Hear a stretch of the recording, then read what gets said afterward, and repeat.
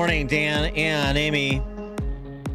The identitarian left's messiah slash mascot, former President Barack Obama, on talking to professional liar David Axelrod of the University of Chicago Institute for Political Skullduggery. Obama saying the technology's here now, so most immediately we're going to have all the problems we had with misinformation before, but this next election cycle will be worse. Next election cycle will be worse. At some point, we got to do something. What do we need to do? The need for us, the general public, pronounced Obama, is to be more discriminating consumers of news and information. The need for us to, over time, develop technologies to create watermarks or digital fingerprints so we know what is true and what is not true. There's a whole bunch of work that's going on to be done there, but in the short term, it's really going to be up to the American people to kind of say. What a dizzying intellect he is. Wow. I just went to my happy place, Dan. Digital fingerprints, so we know what's true and not true. And who confers the indicia of authenticity, Mr. President? For more on this and other geopolitical national security matters, please be joined by Dakota Wood. He served America for 2 decades in the Marine Corps. He's Senior Research Fellow for Defense Programs at the Heritage Foundation. Dakota, thanks for joining us again. Appreciate it. Hey, great to be here. Hey, how do you feel about these things? Sometimes you're not really clear about, He's shy. Yeah. He's just coming out of his shell. Well, I mean, we got to work on him. I just asked a leading question, but a question nonetheless. The digital fingerprints, will that help us root out misinformation and disinformation? Like, I don't know, like 51 former Intel community members declaring that Hunter Biden's laptop had all the earmarks of a Russian disinformation campaign, that sort of thing, and we need digital fingerprints for. Right now, it's ridiculous. All it really does is it further improves the government's ability to conduct surveillance, and track down dissenting voices. If you can link somebody to this digital fingerprint, some kind of certification, then you would know exactly who to silence on social media.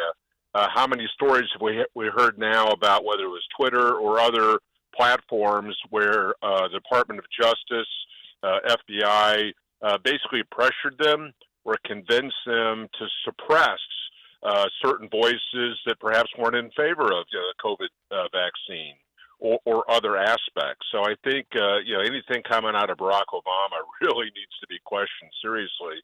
And I think in terms of the veracity or the reliability of information, people can sense that out. Lies fall apart over time.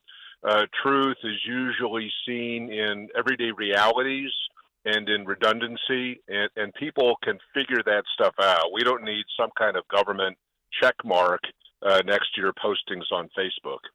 Speaking of misinformation, I saw that Tony Blinken, that dynamo, who's our Secretary of State, is hanging out with President Xi, working on our chilled relationship, I have no doubt. But more importantly than Blinken being there, Bill Gates was there on Thursday and announced a $50 million collaboration with a Tsinghua University, which is where President Xi matriculated, don't you know, to study drug development, pharmaceutical drug development, and viruses. That should go well. Yeah, not so good that time around, right? We do want research in these areas, either from a military standpoint. How might an opponent weaponize a virus or a pathogen, and you want to develop a counter to that? In human health, we would like to know how various diseases mature, and how they evolve over time, so we can get better treatments on that. But you got to make choices about who you're going to give your money to. So if you have somebody like Bill Gates, billions and billions of dollars, giving money, even if it was well intended, for biomedical research to a regime controlled by the Chinese Communist Party that has done everything it can to steal intellectual property, to corner the U.S. out of various markets. They don't have our long-term interests. Why would you want to do that? Well, and also, Why would you want to do that? Xi's alma mater there, Tsinghua University, reportedly conducts research for the Chinese Communist Party's military. I mean, so, Right. all this talk, including a Mike Gallagher's committee, we got to get him back on the show. Mike Gallagher from Wisconsin, who chairs the Chinese Communist Party committee in the House. There's talk about Sequoia Capital making investments in companies that are essentially Chinese Communist Party controlled and that are involved with Chinese military and so forth. And what should we allow a private equity behemoth like Sequoia Capital be making those investments in our enemy? What about Bill Gates? I mean, this guy, every time this guy turns up, bad stuff happens. And I'm not just talking about with respect to young girls.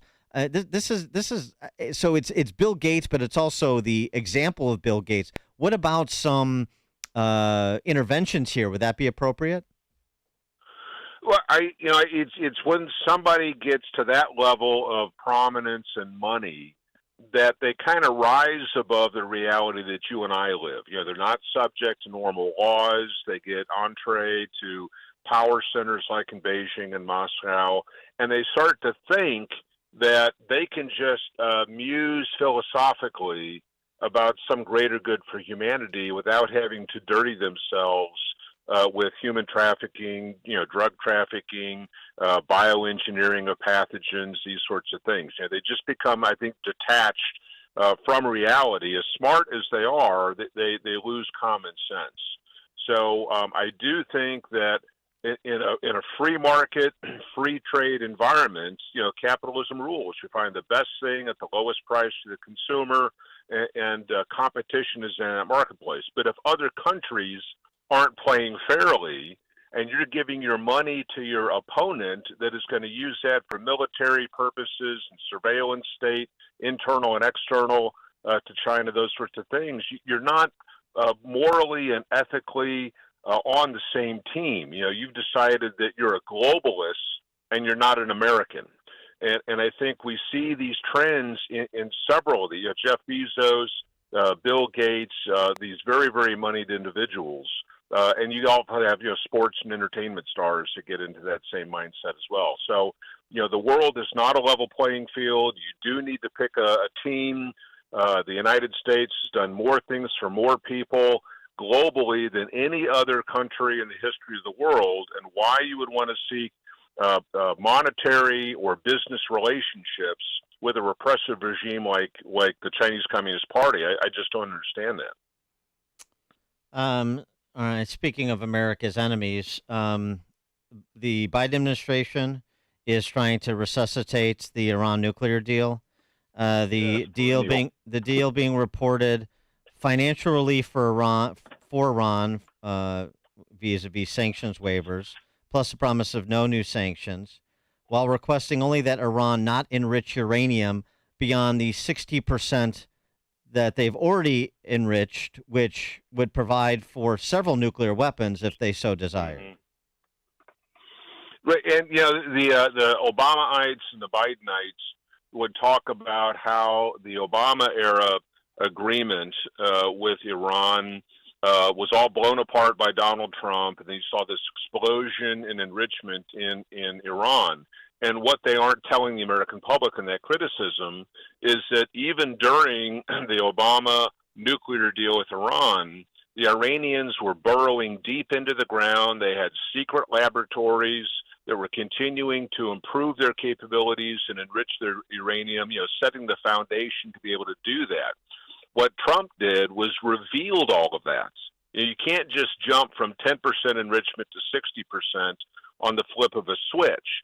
That all of that prep work was done during the period of that nuclear deal, and it did nothing with their ballistic missile capabilities in terms of restricting that, the academic and intellectual developments, that lead to a nuclear weapon as well. So again, this Biden team wants to say that they're doing something that Trump wasn't able to do. It's a continuation of the Obama regime. Israel is scared witless out of this, that they're going to have to deal with a nuclear-armed Iran, and they will act in their own interests. So if we want to avoid, some kind of an atomic war in the Middle East, the Biden team cannot continue to try to resurrect this nuclear deal. It's bad news for everybody. He is Dakota Wood, served America for 2 decades in the Marine Corps, Senior Research Fellow for Defense Programs at the Heritage Foundation now. Dakota, thanks as always. Appreciate it. God bless. Take care. Thank you. And he joined us on our turnkey.pro answer line. The stories you need to know to start your day.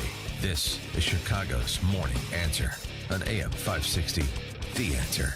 If you have an IRA or 401k, please listen closely. My name is Jason Hansen. I'm a former CIA officer and New York Times bestselling author. Throughout my career, let's just say I've been in some hairy situations. And I believe right now the biggest threat facing Americans is they need to protect their wealth, which is exactly what I'm doing for my wife and 6 kids. And